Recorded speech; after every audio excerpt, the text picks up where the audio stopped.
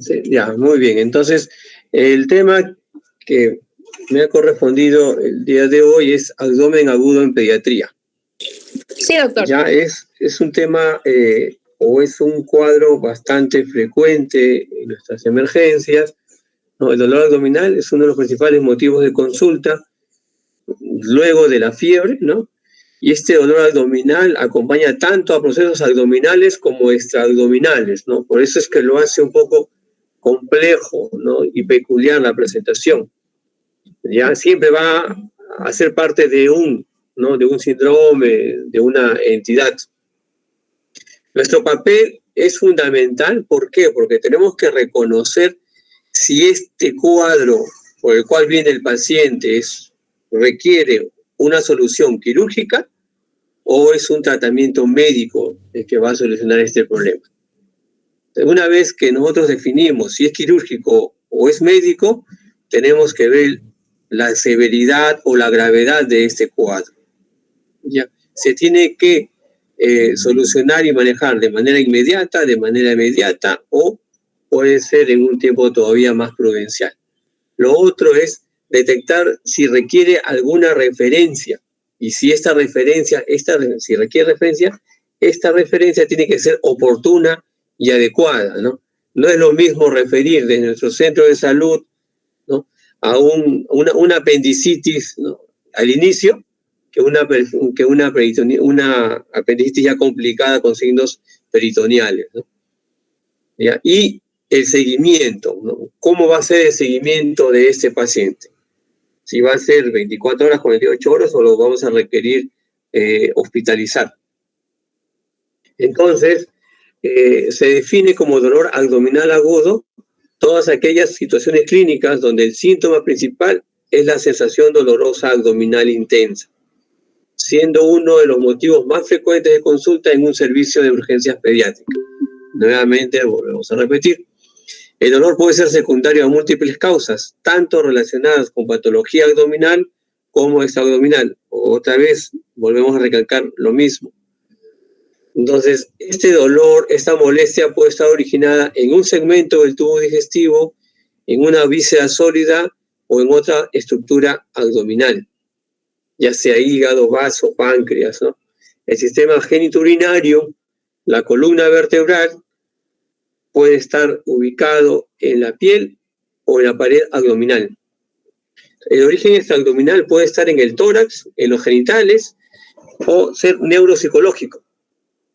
Entonces, para definir, ¿no? Y ubicar y poder detectar el origen de esta molestia del dolor abdominal, necesitamos hacer una buena anamnesis, conversar bien con la familia, conversar bien con el paciente si es escolar o adolescente y realizar una exploración física fundamental. Esto es lo que nos va a dar los datos para poder identificar de manera prioritaria si es un abdomen agudo que requiere tratamiento quirúrgico o no. Entonces nosotros nomás lo que faltamos, pues mañana de 8 a 10. El grupo A, pues el grupo A, ¿no? Esa Aguilada, Aguirre, Araín, Gara. Perdón, ¿estamos creo en otra clase? Doctor, disculpe, sí, el doctor Nicho está terminando su clase, me acaban de informar su grupo. Ya. Entonces esperamos, pues, a ver. Pero ¿cómo puede estar conectado con los dos? Entonces va a depender de una adecuada anamnesis y de una adecuada exploración física para poder identificar las características de esta entidad y definir si va a requerir un tratamiento urgente o quirúrgico de una manera inmediata. Entonces, las definiciones que hay en las diferentes literaturas, por ejemplo, van a tener que el dolor abdominal agudo es aquel dolor que tiene una duración inferior a un mes, ¿ya? Y dentro de este dolor abdominal agudo, el abdomen agudo, ¿ya? Es lo que se caracteriza por tener una evolución inferior a entre 48 a 72 horas. Tiene que ser constante, intenso, acompañarse con frecuencia de cuadros o de síntomas también digestivos, llámese vómitos, va a haber afectación del estado general y palpación abdominal dolorosa, ¿ya? El diagnóstico es clínico, ojo, el diagnóstico es clínico. 80% de la patología en pediatría, el diagnóstico es clínico, ¿ya? No requerimos exámenes para poder llegar al diagnóstico, ¿ya? Igual que en la neumonía, el diagnóstico tiene que ser clínico. Que podemos requerir en algún momento algunos exámenes complementarios, sí, pero estos no nos van a dar el diagnóstico. La sospecha diagnóstica la tenemos que hacer nosotros con la evaluación clínica. Por ejemplo, tenemos acá algunas clasificaciones, como hemos manifestado en otros temas. En pediatría, lo característico es que algunas patologías van a primar más dependiendo del grupo etario. Por ejemplo, en los menores de 2 años, los procesos más frecuentes de dolor abdominal ya es el cólico del lactante, es la enfermedad por reflujo gastroesofágico, la gastroenterocolitis, las infecciones virales. Las poco frecuentes, pero que tenemos que tenerlas en cuenta, ojo, en este grupo de edad, la invaginación intestinal, la apendicitis, el vólvulo, la hernia encarcelada, la alergia a la proteína de la leche de vaca, la enfermedad de Hirschsprung, ya los tumores, ojo, son poco frecuentes como causa de dolor abdominal, ojo, ya, de 2 a 5 años, más frecuentes secundarias a gastroenterocolitis, infecciones del tracto urinario, apendicitis, traumas, neumonías, asma, infecciones virales. Poco frecuentes, pero que tenemos que pensar en la púrpura de Heno-Schönlein, la invaginación, la enfermedad inflamatoria intestinal, las hernias encarceladas, las hepatitis y los tumores. Mientras que en los mayores de 5 años, en la edad de escolares entre 5 y 12 años, ya los procesos más frecuentes son gastrointestinales, apendicitis, infección del tracto urinario, el dolor abdominal funcional, el estreñimiento, la infección viral. Las poco frecuentes, neumonía, asma, con lo que tenemos acá. Y en adolescentes, lo más frecuente es el gastrointestinal, gastritis, colitis, enfermedad del reflujo gastroesofágico, infecciones del tracto urinario, el estreñimiento, constipación, las apendicitis. Poco frecuentes, pero que tenemos que tener en cuenta, es la enfermedad inflamatoria pélvica, la torsión testicular o torsión ovárica, las colecistitis, las pancreatitis y las hepatitis. Estos cuadros, si bien son raros o poco frecuentes, pero pueden presentarse en esta edad. Por ejemplo, acá tenemos otro cuadro de etiología en función al cuadro clínico y al síndrome que vamos nosotros a encontrar en el paciente. ¿Ya? Por ejemplo, en el recién nacido, las atresias intestinales nos van a dar un cuadro obstructivo, la atresia anorrectal, un cuadro obstructivo, el hilio meconial, un cuadro obstructivo, la enfermedad de Hirschsprung, un cuadro obstructivo, la perforación intestinal es un cuadro irritativo, característicamente, la enterocolitis necrosante al inicio es un cuadro obstructivo y después irritativo, cuando ya hay una perforación intestinal, la rotación anómala intestinal es un cuadro obstructivo. Entonces, lo que va a primar en la parte o en la edad neonatal son los cuadros obstructivos, ¿no? La parte de enterocolitis o la entidad de enterocolitis es más frecuente en pacientes prematuros. En pacientes prematuros es lo que puede presentarse la enterocolitis necrotizante. A nivel de la edad lactante tenemos la invaginación intestinal, va a la cabeza de los cuadros de abdomen agudo quirúrgico. Nos va a presentar un cuadro obstructivo, la hernia encarcelada, un cuadro obstructivo, la diverticulitis de Meckel, un cuadro irritativo, la obstrucción intestinal por bridas, estas secundarias a operaciones en la edad neonatal, un cuadro obstructivo. En la edad preescolar tenemos la apendicitis aguda, nos va a dar un cuadro irritativo. Los traumatismos abdominales es más frecuente ya a esta edad.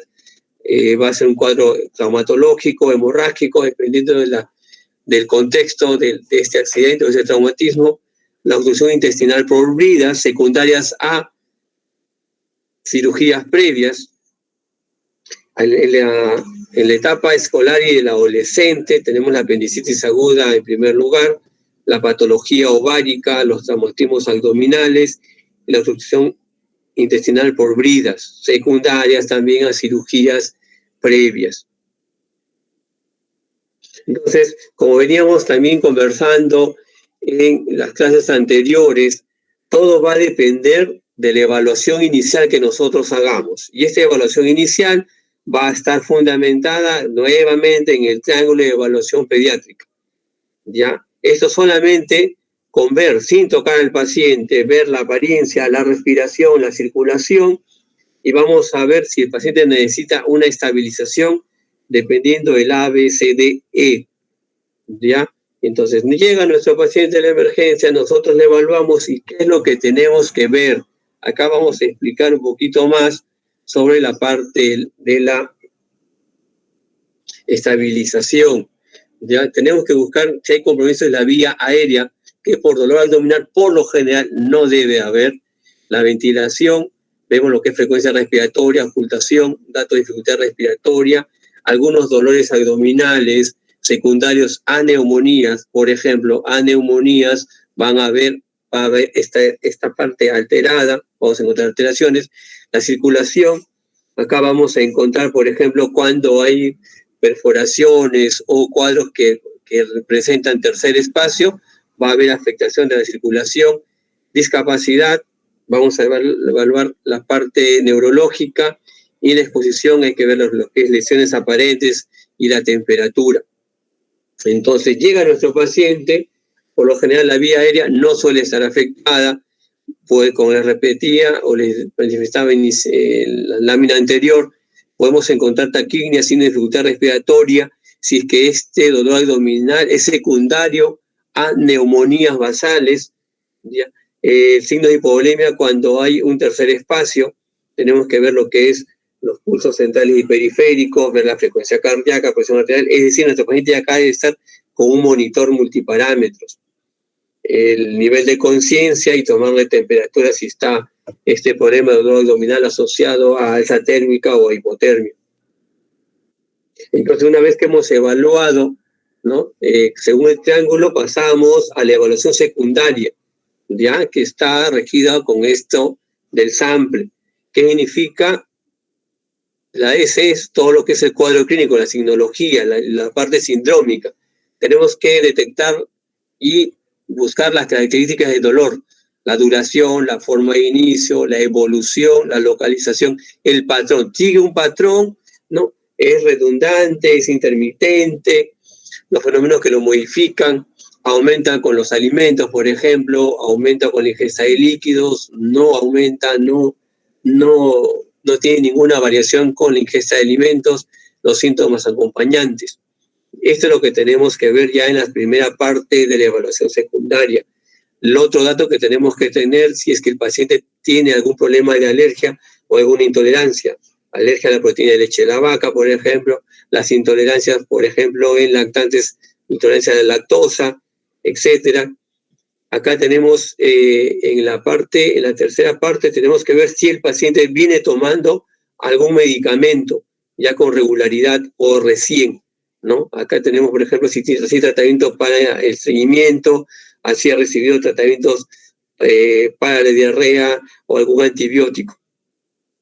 El 80% de los pacientes que llegan a consulta o emergencia ya se han automedicado, o mejor dicho, los padres los han automedicado. En esta parte vemos lo que es la edad, sexo, la patología previa. Ha habido un problema de patología previa, este paciente ya ha sido operado anteriormente y esto viene a ser una complicación por bridas. Hay familiares con enfermedad intestinal inflamatoria, ¿no? En esta parte vemos el último consumo, la última comida. Está relacionado a este dolor abdominal, algún consumo último. Y en la parte última vemos lo que es el entorno, el ambiente, si hay problemas escolares, problemas familiares, ¿ya? Entonces, todo esto, por ejemplo, esta es la evaluación inicial y estabilización. Ojo, esto es de todo paciente que llegue a la emergencia. Ojo, de todo paciente que llegue a la emergencia. La valoración del TEP, del triángulo, ¿sí? De evaluación pediátrica, esto es sin ver, y esto una vez que vemos que está estable, vemos lo que es la evaluación secundaria, ¿no? Acá hemos visto signos y síntomas, las alergias o intolerancias, la medicación habitual o anterior que ha tenido el paciente, ha tenido patologías previas, la última ingesta, eventos recientes del entorno, ya sea familiar, escolar. Aquí ya buscamos de una manera sistémica, ¿no? Y en función a lo que vamos encontrando, tenemos que ir presentando y ya tratando a este paciente. Entonces, todo esto tiene que hacerse dentro de los 5 a 30 primeros minutos que llegue el paciente a nuestro consultorio o a nuestro tópico de emergencia. Entonces, en la exploración física vamos a buscar lo que es, por ejemplo, la inspección. A diferencia de la evaluación de los demás sistemas, en la parte abdominal, como ya saben ustedes, en semiología, es donde se altera nada más lo que es la inspección, palpación, percusión y auscultación, ¿sí? En la primera parte inspeccionamos y seguido vamos a auscultar, dejando la palpación y la percusión para después, ¿ya? Entonces, inspeccionamos si hay cicatrices quirúrgicas previas, si hay exantemias o petequias, si hay signos obstructivos o hernias, cómo está si hay disbalancia tóraco-abdominal al momento de la respiración. En la auscultación vamos a buscar los borborismos, los ruidos metálicos, peristaltismo disminuido o aumentado, si hay un silencio abdominal. Esto es lo que tenemos que ir buscando. En la percusión hay timpanismo o matidez anormal, este fija, este es móvil o desplazable. En la palpación debemos ver lo que es masas, orificios inguinales, descartar un globo vesical y realizar maniobras dolorosas en el último lugar. Ojo, esto es siempre fundamental. Todo lo que es maniobras dolorosas se buscan al último, se buscan al final de la evaluación del abdomen, ¿ya? A ver, el primer grupo, la doctora Arainga, ¿se encuentra?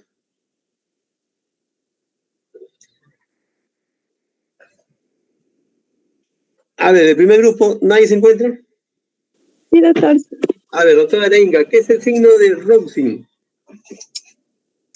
Ya llevaron cirugía pediátrica ustedes, ya llevaron semiología. A ver. Es cuando se presiona el cuadrante inferior izquierdo y el dolor se siente en el cuadrante derecho. Ya, pero ya.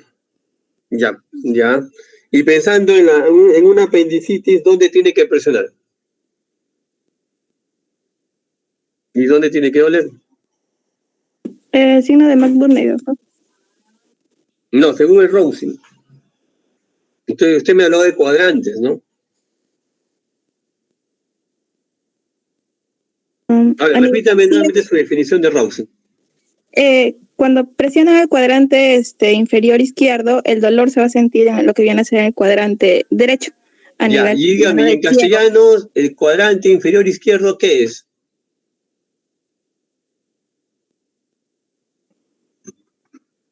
A ver, le digo.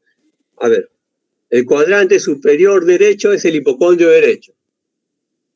En castellano, ¿sí? Entonces, su cuadrante inferior izquierdo, ¿qué es? Fosa ilíaca izquierda. Fosa ilíaca izquierda. Entonces, yo presiono la fosa ilíaca izquierda y duele la fosa ilíaca derecha. ¿Así es?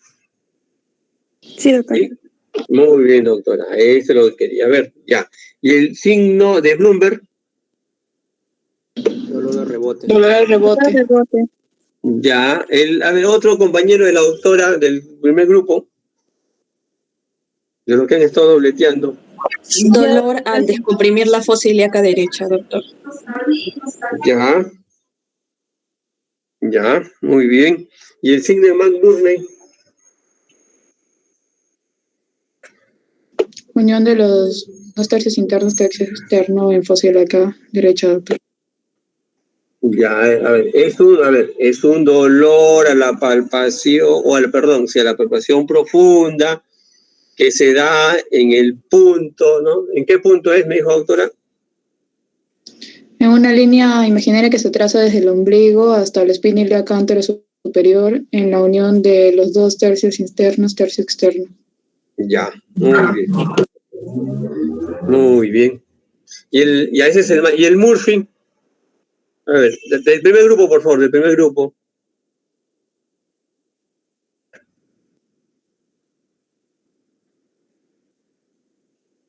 ¿Nadie del primer grupo está? Sí, doctor, es el signo que se caracteriza en sí por hacer se presenta el dolor realizando la palpación por debajo del reborde costal, en lo que vendría a ser la derecha. O sea, hipocondrio derecho. Ya, están medias, doctora. ¿Alguien más del primer grupo? A ver. Yo, doctor. A ver. Doctor. Complementando lo que mi compañera dijo, es la presión por debajo del reborde costal derecho, hipocondrio derecho, que se produce un dolor al momento de la inspiración. Ya. Y cuando se suelta, pues suele dolerle. A ver, ¿alguien más? ¿El doctor Aguirre? ¿José Aguirre? Sí, doctor. A ver, doctor, lo mismo. ¿El Murphy cómo es? Bueno, el signo de Murphy es el dolor que se genera, como dijo mi compañero, cuando se palpa por debajo del reborde costal derecho, mientras el paciente hace una inspiración profunda, normalmente relacionado con alguna patología de la vesícula. Ya, ok, ojo, es inspiración profunda. Ya, es en la inspiración profunda. ¿Ya? Muy bien. ¿Y el psoas? ¿Doctor Aguinaga estará? Sí, doctor. A ver, doctor, ¿qué es el signo del psoas, doctor Gianfranco Aguinaga? Bueno, es la presencia de dolor a la contracción del muslo, a la flexión del muslo, usualmente por una patología del apéndice. ¿Alguien más del grupo, por favor? El paciente debe estar A ver, ¿quién va a hablar? ¿Quién va a hablar?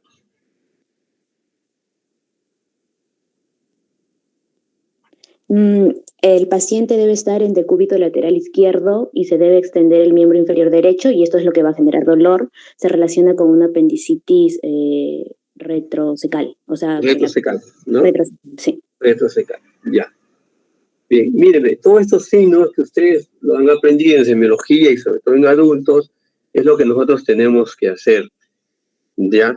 Entonces, la intención de hacerlo ya casi al final es también, primero, ganar en el paciente pequeño, sobre todo en los pacientes pequeños, ¿ya? Preescolares y lactantes, la confianza y tener una mayor empatía, porque si el paciente está llorando, si el paciente está temeroso, ya no van a poder examinar nada, ya no van a poder examinar, no van a poder palpar bien. Si el bebé está llorando, definitivamente no van a poder palpar, ya, y no van a poder detectar algunos de estos signos que nos pueden orientar hacia una patología, ¿no? Entonces, cuando un bebé o un niño viene, o una persona viene por el abdominal, ¿no?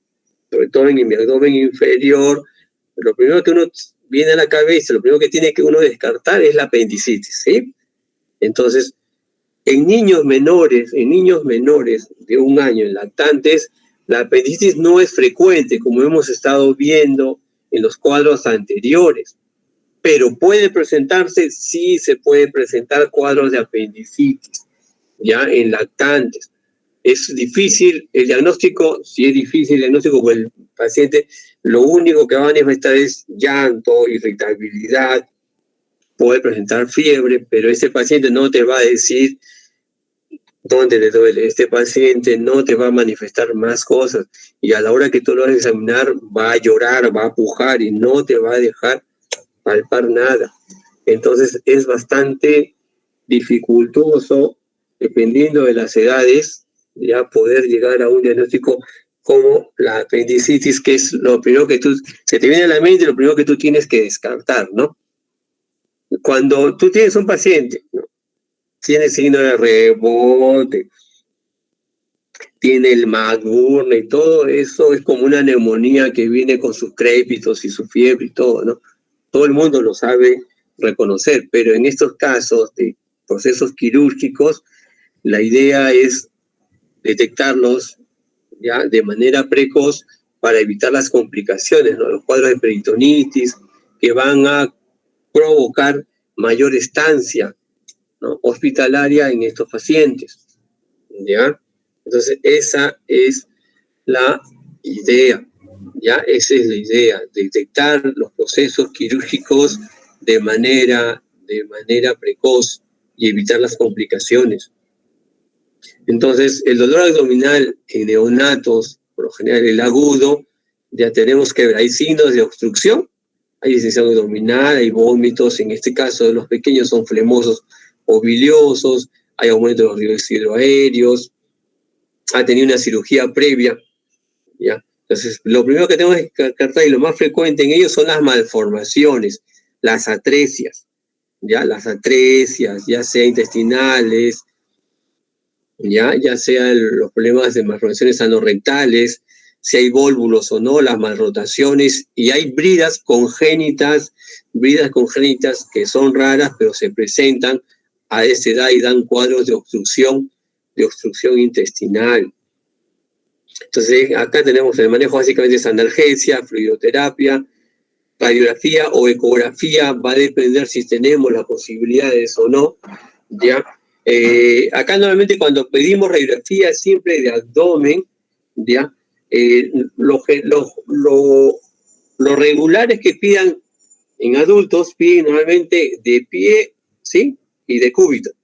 Entonces nosotros en los pequeños, lo ideal es hacerle una radiografía de pie, ¿ya? En estos pacientes es un poco difícil porque estos pacientes están hospitalizados y difícilmente pueden bajar a las áreas o los ambientes de radiología, y por lo tanto se les toma las radiografías con equipos portátiles. Y por lo general, estas radiografías se hacen con el paciente en decúbito, ¿ya? Pero lo ideal es que el paciente esté de pie, ¿ya? Esté de pie o, mejor dicho, esté sostenido sobre sus brazos, ya, para poder tomar este tipo de radiografías, que por lo general es lo más frecuente, lo ideal. Colocar una sonda orogástrica y una evaluación por cirugía de manera precoz.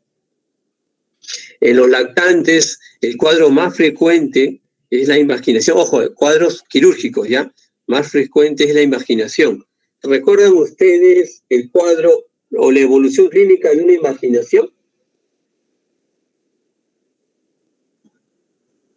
¿Qué les manifestaron, qué leyeron en cirugía pediátrica? ¿Cómo se presenta? Porque tiene una característica, tiene una triada, ¿no? Tiene un cuadro clínico bastante característico y peculiar. A ver, ¿alguien que se acuerde? Doctor, ¿no sería dolor abdominal, vómitos biliosos y una masa palpable? No, hay una triada característica. El dolor abdominal, sí, el dolor abdominal es intermitente y es intenso, que no calma con nada, ¿ya? El paciente está tranquilo y de un momento a otro se priva, llora, ¿ya? Entonces, la masa a veces, doctor, no se puede palpar, ¿ya? Los vómitos, sí puede presentar vómitos, va a depender del nivel ¿no? Donde se presenta esta imaginación. A ver, entonces partimos, ¿cuál es el nivel más frecuente que se produce en la invaginación en estos pacientes? Ojo, en lactantes. ¿Ileocólica? Ya, muy bien, ¿no? Entonces, por lo general, este paciente, mire, ojo, ileocólica, de ahí a que presente vómitos, tendría que estar bien avanzado su cuadro. Entonces, lo más frecuente es que te presente diarreas, ¿sí? O deposiciones líquidas o semilíquidas. Entonces, acá viene el otro signo. Pero este signo o esta presentación, esta característica, ya se ve en cuadros más avanzados de la imaginación. ¿Recuerda alguien? ¿Las heces? Las heces, ya. ¿Qué En jalea, ¿no? En jalea. Ya, ojo, pero igual, ya, el diagnóstico, cuando viene un paciente, puede ser el papá te viene, doctor, está que llora, está irritable y está con diarrea, y está con diarreas constantes. Ustedes lo ven, es una característica. No es como en las diarreas disentéricas, es muy diferente. El color, ya, dónde están formadas, dónde están presentadas el sangrado, pero ojo, esto ya es un signo, ya es una presentación ya del cuadro avanzado, ¿no? El cuadro avanzado es como el signo de rebote en una peritonitis, ¿no? Una apendicitis complicada, ¿no? Y lo otro es, lo llamativo es los ruidos hidroaéreos, ¿sí? Son ruidos hidroaéreos mecánicos. ¿Han visto alguna vez, han tenido oportunidad de tener un paciente con un cuadro de imaginación?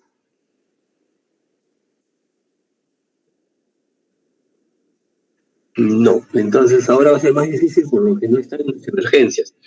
A ver, lo que algunos cirujanos pediatras antiguos nos decían a nosotros en la emergencia, cuando teníamos esa sospecha del paciente, es que ellos también encontraban algo peculiar cuando auscultaban. ¿Ya? Cuando auscultaban y el paciente estaba con dolor, decía, tienes que examinar a tu paciente cuando está con el dolor y vas a escuchar que el paciente empieza a llorar y los ruidos metálicos se van haciendo cada vez más fuertes, más intensos, y el paciente llora más y llora más y llora más. Es lo que ellos llamaban los ruidos metálicos increscendo, ¿no? En aumento, ya que está relacionado con el dolor. Ya no se encuentra esto en los libros, pero era algo que ellos nos referían según la experiencia que ellos habían tenido, ¿no? Los cirujanos pediatras antiguos, ¿ya? En el Hospital del Niño. A ver, en el escolar es más fácil detectar los signos de irritación peritoneal. Buscamos ya acá ya lo que es el dolor en fosa ilíaca derecha, todos los signos que ya hemos conversado. Puede haber vómitos, anorexia, hay fiebre, hay cuadros, ¿sí? Hay escalas para apendicitis en niños, ya que no están 100% validadas, hay controversias en la presentación, en la validación, ¿ya? Pero podrían encontrar ahí un par de escalas para detectar. Pero el problema a esta edad o más pequeños es la subjetividad, ¿ya? De muchos de los parámetros. Entonces los cuadros más frecuentes que es apendicitis, peritonitis, la torsión de ovario, ojo, eso también tienen que tener bastante en cuenta en dolor intenso, focalizado o localizado, sobre todo en las fosas ilíacas, ya la torsión de ovario, esto es en las niñas. Igual, el manejo va por fluidoterapia, analgesia. Si ustedes ven, en la mayor parte de los cuadros que hemos visto en el manejo, se indica analgesia en primero o segundo lugar, ya una vez que ya has detectado, ojo, ya has detectado, ¿no? El diagnóstico, ya has llegado al diagnóstico, ya sabes que es una apendicitis, ya lo vio el cirujano, ya lo está programando, entonces este paciente tienes que manejar el dolor, ¿no? Hasta antes se decía, no, tú déjalos sin analgésicos hasta después de la cirugía, y eso no es así. Si tú ya sabes que es una apendicitis y lo van a programar, y a veces nuestras salas de operaciones, el proceso de ingreso es lento, que tu paciente no va a estar 3, 4 o 6 u 8 horas esperando la cirugía con dolor, ¿no? Con dolor. Entonces, si ya sabes que es una apendicitis, ya está programado, maneja el dolor desde antes de la cirugía. Ya no lo manejemos todavía después, ¿eh? Teníamos una mala concepción, una mala idea del manejo del dolor en cuadros quirúrgicos tipo apendicitis en pediatría. Ya, si ya sabes que es una apendicitis, maneja el dolor, ya no tienes por qué hacerlo padecer más al paciente. Entonces, por ejemplo, es ya en adolescentes. Ojo, acá en adolescentes tenemos que ver embarazo, tenemos que ver ya lo que es torsión testicular, torsión ovárica, explorar la pared abdominal. Ya podemos tener grandes problemas. ¿Ya? Si el abdomen es normal, el dolor abdominal inespecífico, manejamos el dolor y lo controlamos 24 a 48 horas en la misma emergencia. A nivel suprapúbico pedimos un examen de orina, podríamos pedir un urocultivo si hay más sintomatología y estamos pensando en una infección urinaria. Si la orina está alterada, iniciamos los antibióticos hasta la espera del resultado del urocultivo. Si la orina está normal, manejamos el dolor y observamos en casa brindamos los signos de alarma y controlamos 24 o 48 horas. En el hipocondrio derecho, si hay ictericia o no, buscamos hepatomegalia, pedimos exámenes, pedimos una ecografía abdominal. Si hay signos o patología de una colecistitis o una litiasis, ¿no? Una uveitis secundaria de una litiasis, tenemos que hospitalizar. Las hepatitis va a depender de algunos parámetros para hospitalizar o no a nuestro paciente. Ojo, en pediatría, ya no han llevado todavía el cuadro de hepatitis viral en niños, ¿no? No, doctor. Ya, entonces lo dejamos para la siguiente clase. No. Igual, otro algoritmo para el manejo del dolor abdominal. Ya, por ejemplo, en este de acá piden el hemograma y piden la proteína C reactiva.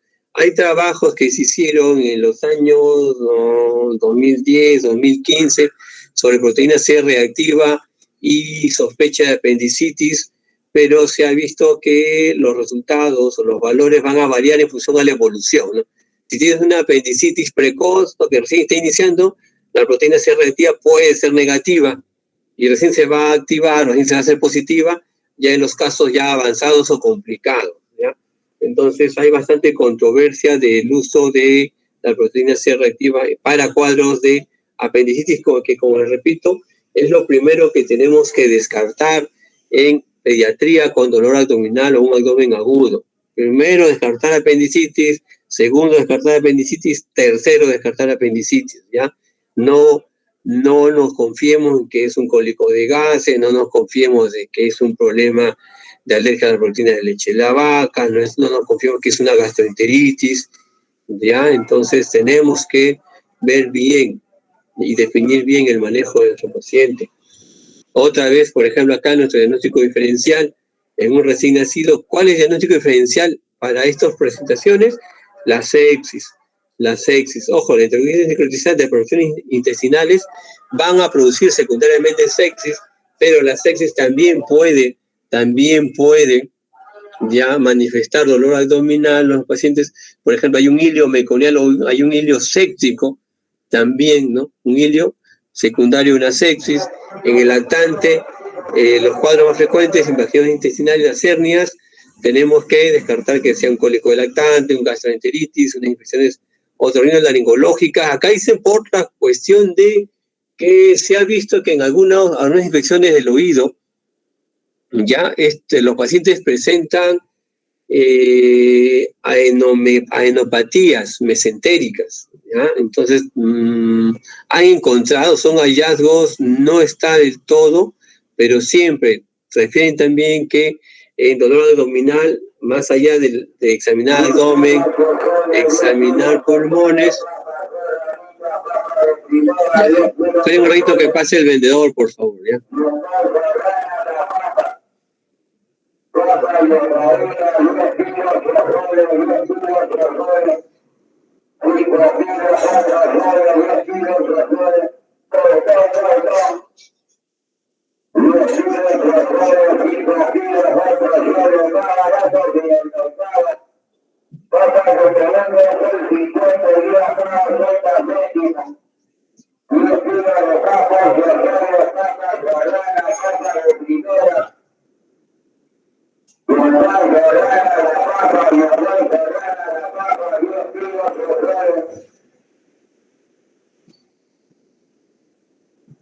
Esperamos unos minutos más, por favor, que te va a seguir hablando.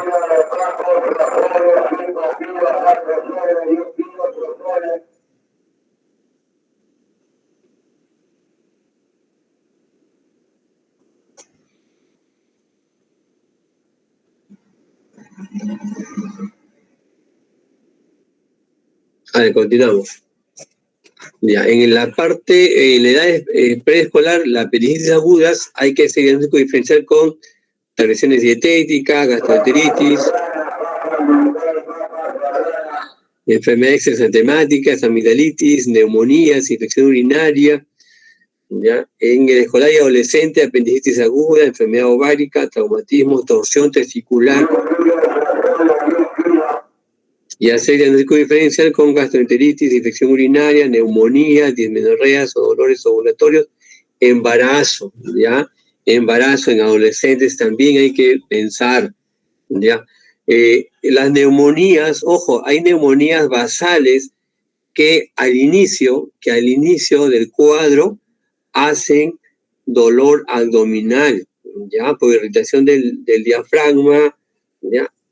Entonces, solamente el paciente puede llegar por dolor abdominal y es una neumonía, ¿ya? Esto ya nos ha ocurrido, ¿ya?, en muchos hospitales, sobre todo en pacientes escolares y adolescentes, ¿ya?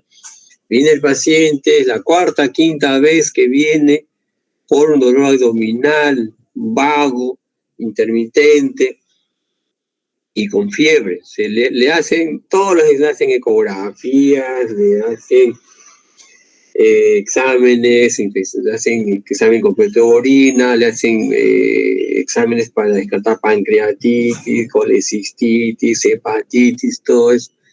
Y una de esas, en la cuarta o quinta vez que acude a la emergencia, ya alguien por ahí le dice y le toman una placa de abdomen, ¿ya? Y en esa placa de abdomen, en decúbito, por ahí sale un poco la parte del tórax, ¿ya?, la parte inferior del tórax, y ven una mancha blanca, ¿ya?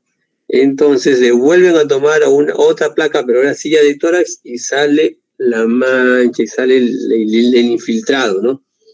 Y ese dolor abdominal que llegó 4 o 5 veces a la emergencia con fiebre, fue una neumonía basal, ¿ya? Entonces, no solamente el dolor abdominal está asociado a patologías abdominales o intraabdominales, también tienen que pensar en problemas extraabdominales, ya a nivel torácico, las neumonías.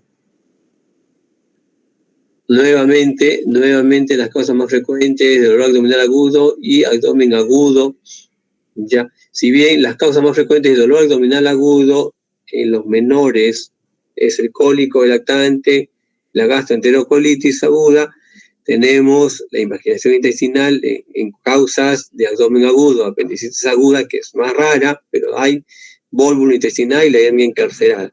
Y así tenemos en cada grupo etario. Entonces, lo primero que tenemos que nosotros llevar en esta clase es que debemos hacer una adecuada anamnesis y debemos hacer una adecuada y mejor todavía evaluación clínica.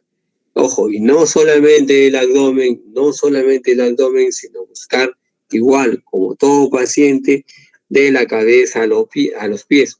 El hecho de que estemos en la emergencia no quiere decir que por el apuro o por el número de pacientes que podamos estar atendiendo debemos obviar alguna evaluación de algún sistema o aparato del paciente. La evaluación en pediatría, sobre todo, es total, es de la cabeza a los pies, y hay necesidades de repente de retirar la ropa. Tenemos que retirar la ropa en los escolares, en los preescolares y en los adolescentes, mujeres. Lo recomendable es, en el caso de los varones que van a examinar, que siempre esté una mujer ya acompañándonos, o el familiar, la mamá o la tía, o si no están ellas, la enfermera, para evitar problemas o inconvenientes ya de tocamientos indebidos y todo eso, ¿ya? Es tener bastante cuidado con escolares, preescolares y sobre todo con las adolescentes, cuando los varones van a examinar a estas pacientes. Nuevamente, acá les hago recordar que esto va a ser, yo sumo tema de una de las siguientes clases que van a tener, de cómo plantear la evaluación de un paciente, ya sea en la emergencia. Ojo, esto normalmente se usa en la emergencia, pero también se puede realizar en el consultorio, ¿ya? ¿Cómo evaluamos a nuestro paciente? ¿Está estable? ¿No está inestable? ¿Y qué debemos hacer? Si está estable, la evaluación secundaria con el sample. Si está inestable, lo primero que tenemos que hacer igual en el A, B, C, D, ¿ya? ¿Alguna pregunta hasta este momento? Sí, doctor, ¿se escucha? Sí, lo escucho, doctor. Doctor, doctor, en caso, por ejemplo, de que el paciente llegue con, aparte del dolor abdominal, tenga fiebre, ¿nosotros nos vemos obligados a descartar una neumonía? Va a depender, doctor, de lo que, como les digo, de lo que hagan y lo que encuentran en su examen general, ¿no? O sea, como les repito, si bien, ojo, no es lo frecuente que entren los dolores abdominales con fiebre, sea por neumonía, ¿ya? Pero lo que tienen que hacer es, dentro del examen que ustedes, ¿no?, realizan al paciente, ¿no?, la cabeza, los pies, van a ver la apariencia, van a ver si hay, ¿no?, las mucosas, por ejemplo, ¿no?, van a examinar garganta, ya van a examinar lo que es el cuello a nivel lo que es cervicales, ¿no? Van a auscultar el tórax, ¿no?, inspección, palpación, percusión del tórax. Entonces, si semiológicamente ustedes no encuentran nada para neumonía, entonces definitivamente van descartando. Si examinan a la hora que examinan garganta, no hay problema, no hay inflamación, no están las petequias, no está el eritema, no hay inflamación, foco faringeo, lo van a descartar. Si evalúan oídos, y no hay edema de lo que es la membrana timpánica, no hay eritema, no hay la pérdida, como ustedes han visto, a la maniobra del valsalva, del movimiento de la membrana timpánica, como ves en otorrino, entonces van a descartar que sea un problema, ¿no?, de oído. Entonces ya van a ir descartando y van focalizándose de repente en algo ya intraabdominal, ¿no? A ver, entonces, doctor, usted que ha preguntado, ¿cuál es el primer signo semiológico de una neumonía? En el examen físico, ojo, en el examen físico.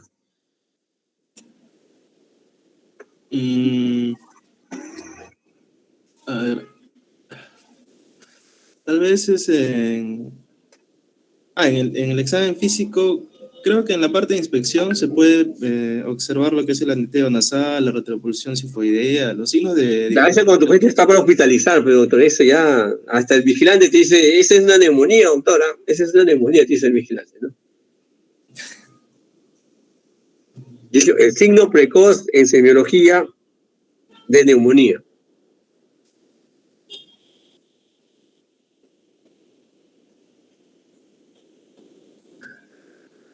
Taquipnia, doctor. Taquipnia, ya está avanzado, doctor, ya. Aleteo nasal, taquipnia, tiraje subcostal, tu paciente ya... Tú eres el único paciente, tu paciente ya viene con su cartel de neumonía ya, ¿no? Crépitos, doctor. Crepitantes, ya. Los crepitantes, a ver, crepitantes, déjame ver, a ver, el primer grupo, a ver, la doctora Romy Arana. ¿Se encuentra presente? Doctor. Ya, doctora. Los crepitantes, semiológicamente, ya, según la evolución clínica, ¿en qué días o en qué hora aparece la neumonía?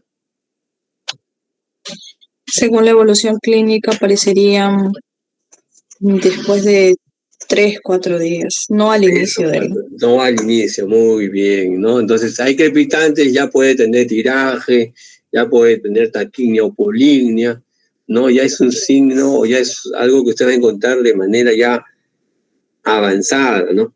Ya cuando está instaurada, ¿no?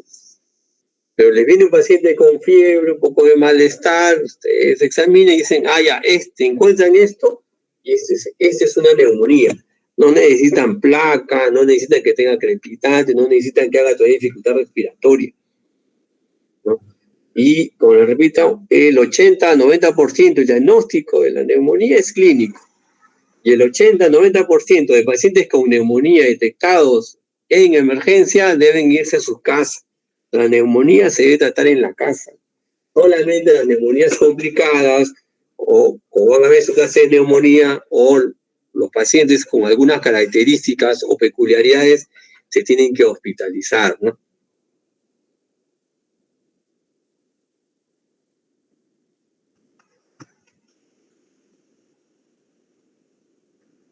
A ver, entonces, repregunta, a ver, otra vez, a ver.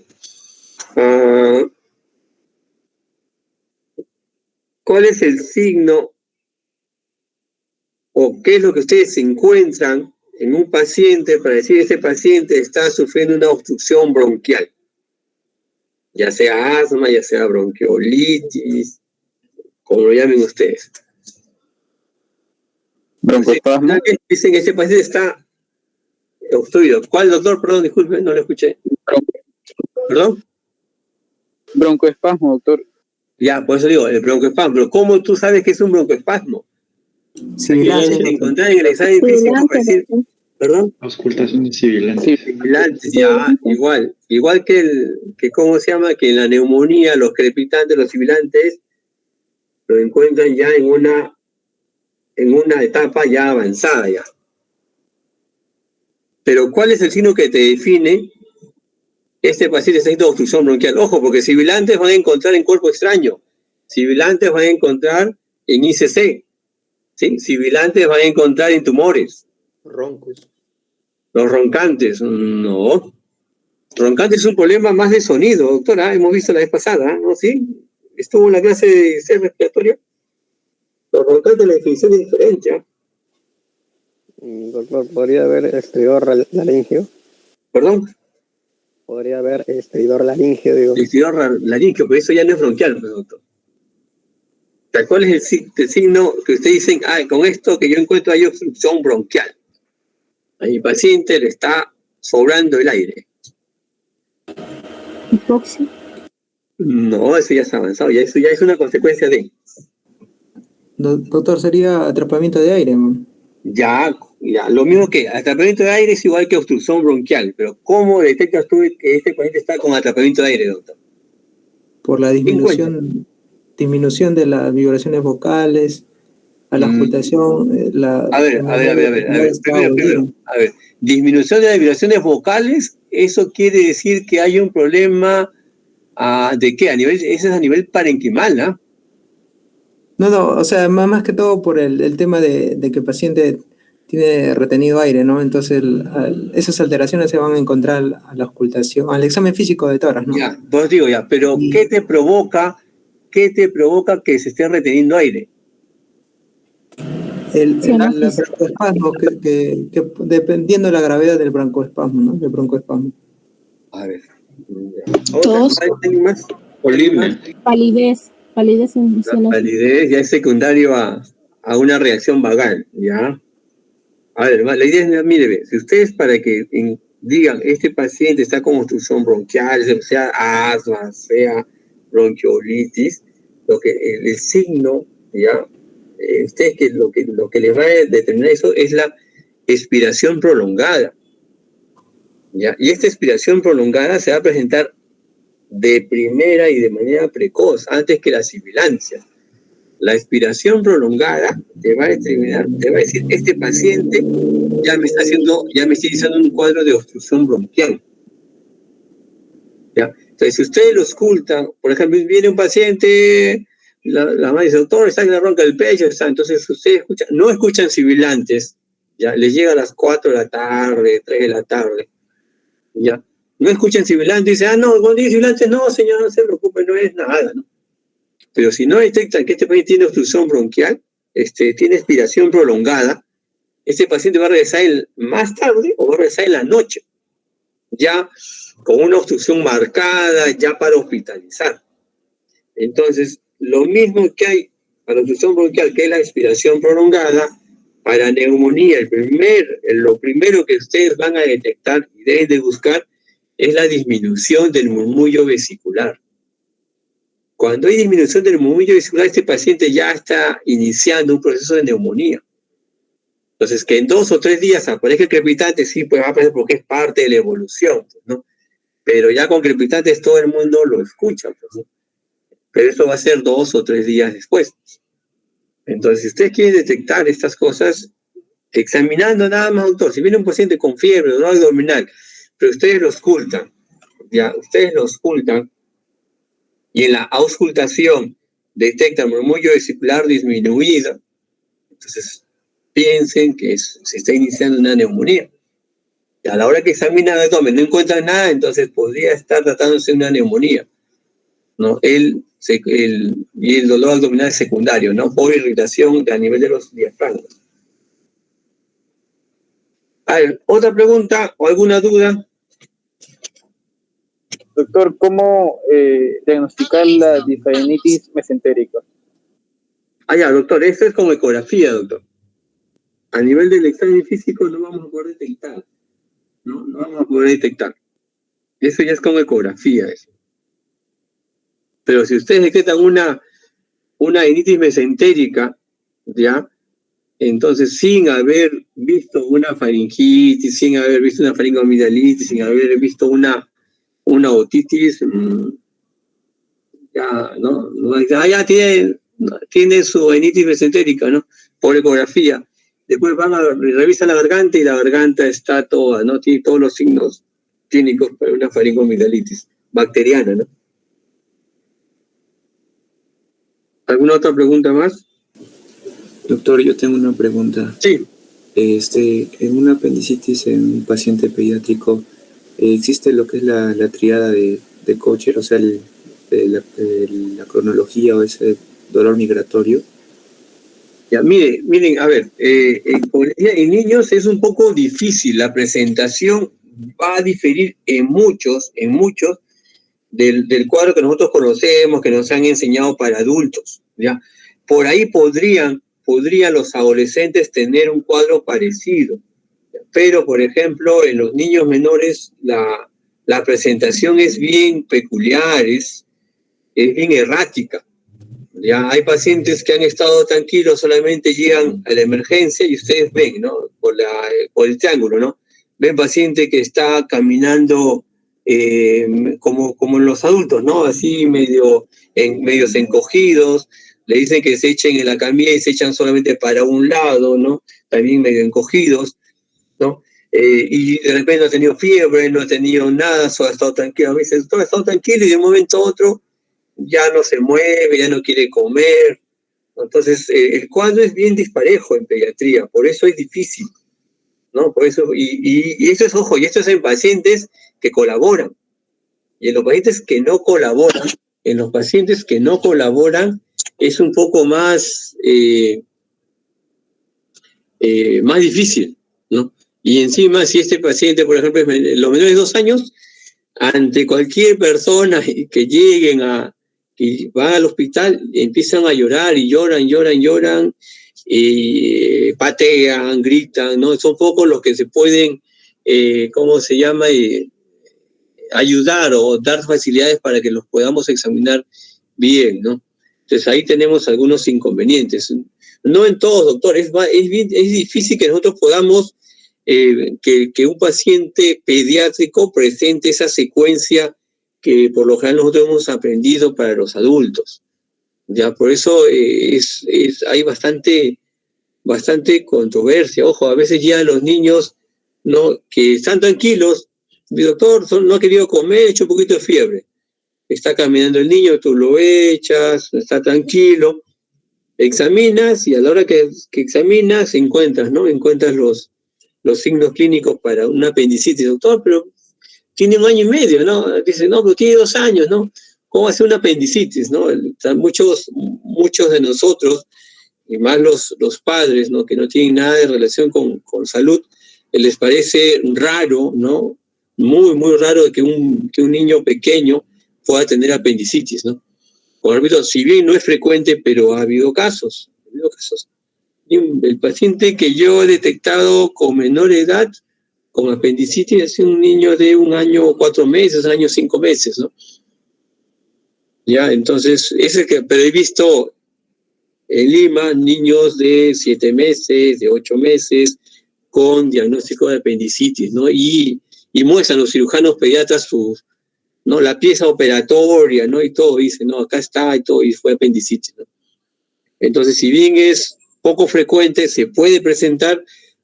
El otro problema es que la presentación o la evolución no es como se describe en los libros, el 90% tiene una evolución errática y bastante irregular en la presentación.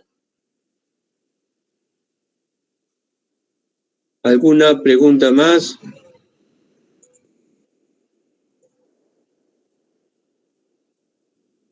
Doctor, disculpe, usted mencionó de que en los pacientes pediátricos, si bien ya tenemos la sospecha de la apendicitis, manejar el dolor.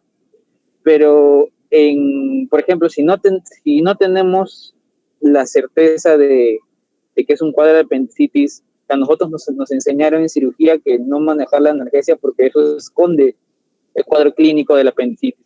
Entonces, ¿cómo podríamos manejarlo en ese sentido? A ver, doctor, yo les he explicado, si ustedes ya detectaron, ustedes ya definieron con el cirujano que es una apendicitis, ya está programado para apendicitis, para apendicectomía, para sala de operaciones, y yo les he dicho, ¿no? En nuestras salas de operaciones los procesos de ingreso son bastante lentos. Ojo, a ti te programan ahorita para una apendicectomía y vas a ingresar en los hospitales 2 o 3 horas después. Entonces yo les he dicho, y ahí parece que no han fijado bien eso, si ustedes ya diagnosticaron apendicitis, si ya el cirujano lo ha programado para apendicectomía, entonces de ese momento en que ya está todo programado, deben ya manejar el cuadro de dolor, ¿no? No van a esperar todavía 3, 4, 5. Ojo, yo no he dicho que apenas tu paciente llega, está con dolor, tú sospechas, pero todavía no confirmas clínicamente, o estás esperando algún resultado que lo vea el cirujano para manejar lo que es el dolor. No les he dicho eso, ojo. Yo le he dicho, si tu paciente ya está con el diagnóstico de apendicitis, ya tiene la programación para hacer las operaciones, ya puedes manejar y ya debes manejar el dolor. O sea, no vas a esperar todavía que lo operen, ¿no? Porque esa cirugía puede, como les repito, puede demorar 1 hora, puede demorar 2 horas, puede demorar 3 horas, puede demorar 4 horas, y el paciente va a estar sufriendo de dolor todavía ese tiempo, ¿no? Eso es lo que les he dicho, doctor, ¿no? El manejo del dolor es una vez que tú ya detectas y ya tienes el diagnóstico y tu paciente ya está programado para, ¿no? Pero si tú, por ejemplo, estás examinando y a ti te parece que es un cuadro infeccioso, un cuadro diarreico, y que eso está relacionado con el dolor, entonces, si tú estás 100% seguro que no es una apendicitis, manejas su tratamiento y dentro del tratamiento ves el dolor. Pero ya definiste esto. Pero si tú todavía estás pensando que de repente puede ser, que de repente no puede ser, pero ojo, esa pensadera, ¿no? Esa espera no puede ser 3 horas, no puede ser 5 horas, no puede ser 10 horas, pues, ¿no? O sea, tú no vas a esperar todavía, ya voy a ver unas 10 horas para ver si mi paciente va evolucionando según como me dice en el libro, ¿no? No, o sea, como he dicho, tu paciente, en los 30 primeros minutos ya debe estar estabilizado, ¿no? Ya, tú tienes dudas y necesitas exámenes, ya, pues, lo ideal no es hacerle, pero necesitas, hacer su hemograma, su examen de orina, su ecografía, si tienes ecógrafo a la mano, radiografía, si tienes el equipo a la mano, y si te va a ayudar y te va a definir, hazlo, pues, ¿no? Pero no puede estar tu paciente esperando que pase el turno, esperando que llegue el examen, ¿no? Para recién definir, pues, ¿no? O sea, la idea es que tu paciente en las 2 horas que llega, a más tardar, ya debe estar definido su manejo, ¿no? Por cualquier entidad que llegue, ojo, no solamente por dolor abdominal. Si tu paciente viene por dificultad respiratoria, tú a la hora ya debes definir, es una neumonía, es un SAO, es un asma, es una bronquiolitis, ¿qué necesita mi paciente? Necesita oxígeno ya. Este oxígeno necesita para este momento nada más, lo voy a nebulizar y se vaya a su casa, o lo voy a hospitalizar. Pero no puede estar 8 horas en la emergencia esperando a ver qué va a pasar, ¿no? Porque si no, se va a ir juntando a todos los pacientes que lleguen, pues. Igual, tu paciente llega chocado, ¿no? Entonces, el shock tienes que definir tú. Entre los 30 primeros minutos, máximo 60 minutos, ¿es un shock hipovolémico o es un shock séptico? ¿No? Entonces, si es un shock hipovolémico, después de los 30 minutos ya tu paciente debe estar estabilizado y manejado, ¿no? Si es un shock séptico, igual, 40 minutos tu paciente ya debe estar con inotrópicos, ya debe estar con antibióticos, ya debe estar con todo.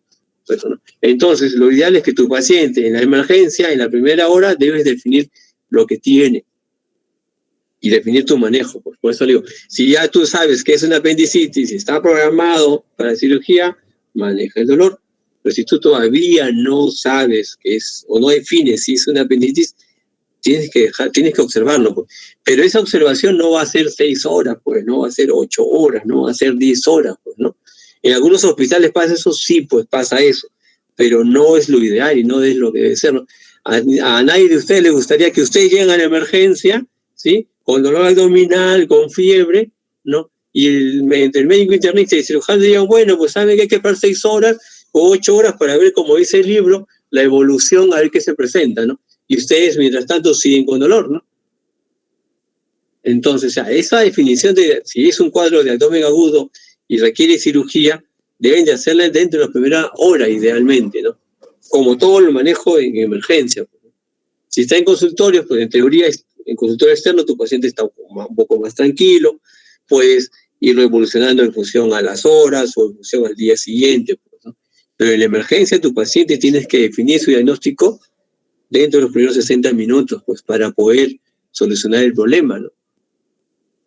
¿Alguna otra pregunta?